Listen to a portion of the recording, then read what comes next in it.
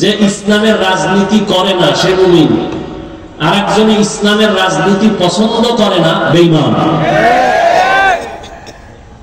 খুব কঠিন, কিন্তু আল্লাহ বুঝার তৌফিক দান করেন।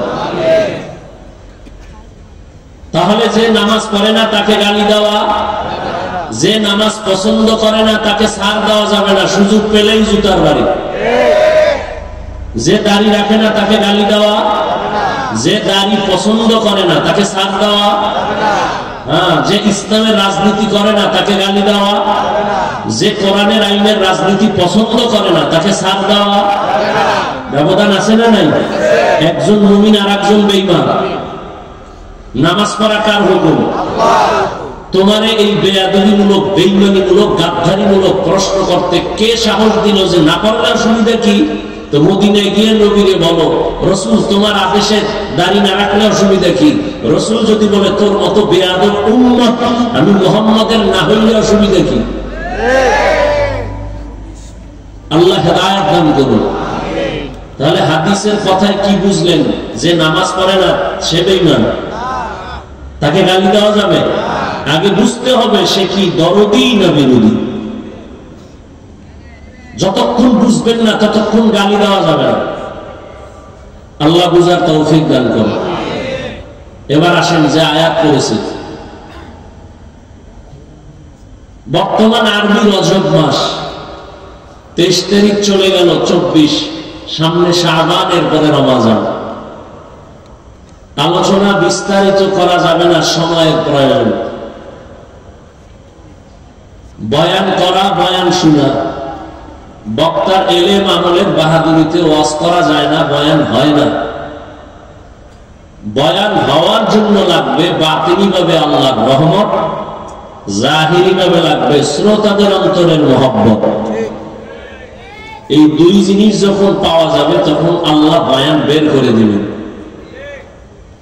আল্লাহ পাকের মাহফিল কবুল করে। মেরাজ সম্পর্কে কিছু আলোচনা করবো যদি আপনাদের ধৈর্য হয়, না হয় মাঝখান দিয়ে লাইন কেটে দিয়ে দোয়া করে দিন। আল্লাহ সবাইকে কবুল করে। ভূমিকা স্বরূপ বর্তমান আরবি মাস কি মাস? সামনে শাবান, এরপরে রমজান। রজব মাস আসলে আমরা বক্তারা, ইমাম সাহেবরা মেরাজের বয়ান করি, এবং অনেকের ধারণা মেরাজের কারণে রজবের সম্মান বেড়ে গেছে। মুসলমান হিসেবে আরবি মাসের নামগুলো অন্তত মনে রাখা ওয়াজিবে কিফায়া। মুসলমান হিসেবে আরবি মাসের নাম মনে রাখবে দূরের কথা, বাঙালি হিসেবে বাংলা মাসের নামই জানে না। আরো আশ্চর্য হলো যে বাংলা ভাষার জন্য জীবন দিল 4 যুবক, সেই দিনটাকেও স্মরণ করে বাংলা বাদ দিয়া। কি দিয়া স্মরণ করে বলেন তো? এরা কি 21শে ফেব্রুয়ারি বলার জন্য জীবন দিছিল? যাজ্ঞা, ওদিকে চিন্তা করে লাভ নাই। তো মুসলমান হিসেবে আরবি মাসের নামগুলো জানা খুব দরকার। তবে বাঙালি চালাক তো, যেই মাসে মোটামুটি খাওয়াটাও আছে ওটি মোটামুটি মনে থাকে। যেমন সামনে শবে বরাত আসতেছে, এক খাওয়ান, আবার এই মেরাজের আর এক খাওয়ান। রমজানে তো খাওয়ান কোনো টেনশনই নেই, রোজা না রাখলেও ইফতারি মিস যায় না। এরকম কিছু বেরোজাদার আছে না? এই মাসগুলো সব মনে রাখে। তো রজব মাস মেরাজের কারণে দামি না, বরং আসমান জমিন সৃষ্টি থেকে এই রজব দামি। সূরা তাওবার মধ্যে আল্লাহ বলেন, ইন্না ইদ্দাতাশ শুহুরি ইনদাল্লাহি 12 শাহরান ফি কিতাবিল্লাহ ইয়াওমা খালাকাস সামাওয়াতি ওয়াল আরদ মিনহা আরবাআতুন হুরুম যালিকাদ দীনুল কাইয়্যিম।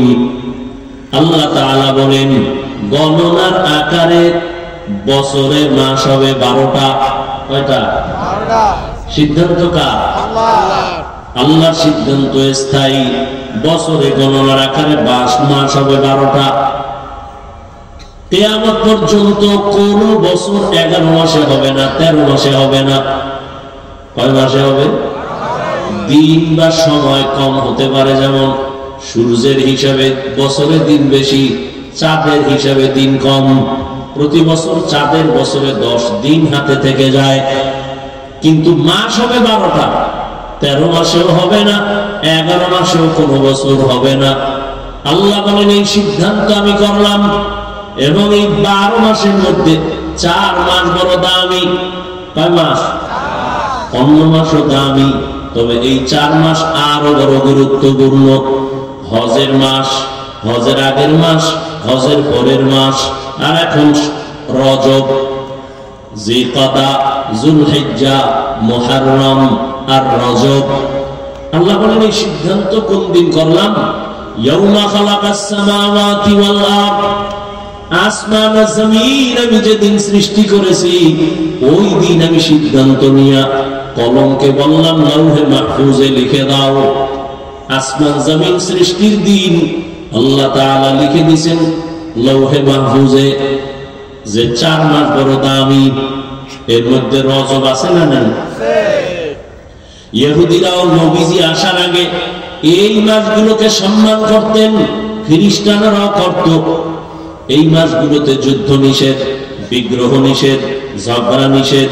রহমতের নবী আসার পর যদিও সে যুদ্ধ নিষেধের আর হুকুম রহিত হয়ে গেল, আর বলবৎ নাই, কিন্তু মর্যাদা মোটেও কমে নাই।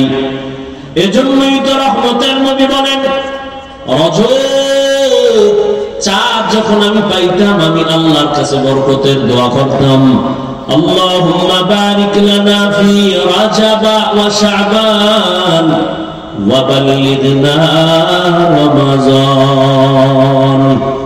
আয় আল্লাহ, রজব ও শাবানে আমাদের বরকত দান করেন, হায়াতটা বাড়াইয়া রমাজান পর্যন্ত পৌঁছাইয়া দেন, মরলেও যেন রমাজানেই মরি। রমাজান বড় দামি। জাহান্নামের দরজা বন্ধ, জান্নাতের দরজাগুলো আল্লাহ খুলে দেন, শয়তানের শিকল দিয়ে বেঁধে রাখেন। এই জন্য নবী দোয়া করতেন। এখানে অধিকাংশরাই এই দোয়াটা পারেন না, পারেন না, পড়েন না। তো 23 তারিখ হয়ে গেল, কেউ পড়ে না। জিগেলি কাহা পারি? হ্যাঁ পারি। তুই বলছি তো পারত, লাভ হয়েছে কি? এই পাড়ায় কোনো লাভ নাই। রহমতের নবী রজব আসলেই আমলের রাস্তা আগায় যাইতেন, আমলের জন্য কোমর বেঁধে নবীজি রেডি হয়ে যাইতেন, আমল বাড়ায় দিতেন। সামনে শাবান, প্রস্তুতি নিতেন আমার রহমতের নবী। তবে এ মাসে মেরাজ হয়েছে এরকম অনেকে বলে, তবে গ্যারান্টি দেওয়া যাবে না যে এই মাসেই হয়েছে, কারণ ঐতিহাসিকগণ লিখেছেন নবীজির মেরাজ কোন মাসে হয়েছে এ বিষয়ে 7টা মাসের নাম আছে। কয় মাস? রবিউল আউয়াল, কেউ বলেন রবিউল আখির, কেউ বলেন জিলকাদা মাসে, কেউ বলেন না নবীর মেরাজ হয়েছে হজের মাসে, কেউ বলেন রজবে, কেউ বলেন রমাজানে। মোটামুটি মেরাজ হয়েছে। মেরাজ উরুজ থেকে মেরাজ, উপরে উঠা, সম্মানের লাইনেও উপর উঠা, জাহিরি ভাবেও উপরে উঠা। যেমন একজনই নিচের থেকে সিঁড়ি বেয়ে উপরে যায়, এটাও উপরে উঠা, আর মর্যাদার লাইনে উপরে উঠা। নবীকে আল্লাহ দোনোটাই দিয়ে দিয়েছেন।